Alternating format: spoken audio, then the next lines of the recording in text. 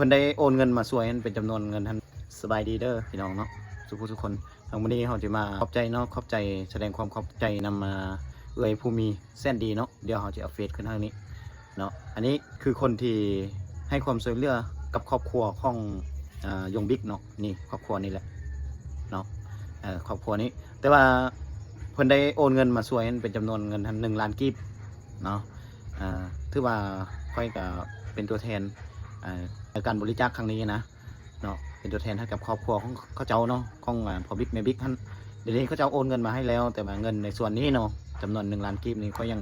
จะรักษาไว้นี่ก่อนเพราะว่าตอนนี้นั้นเส้นทางนี่มันขึ้นเมื่อนี่มันยากลำบากนิดนึงนะก็เลยจีรักษาไว้นี่เงินนะหากว่าได้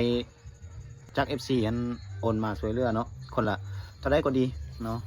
ค่อยจะเป็นเน้นเรื่องการซื้ออุปกรณ์ให้เขาเจ้าเส้นว่าสังกะสีบอเนาะเพื่อนเขาเจ้ากับ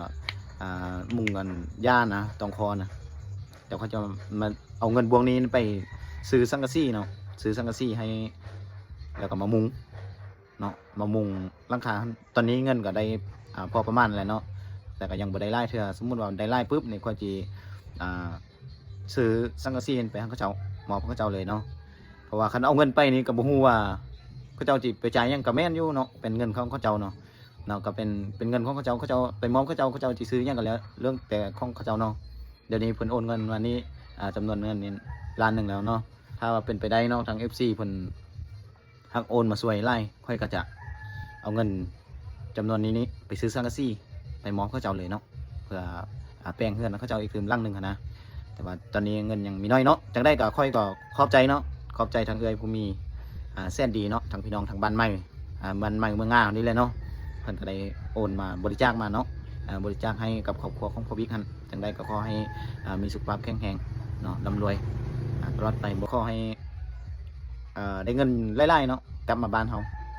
เนาะเพราะฉะนั้นมื้อนี้ก็จึงออกมา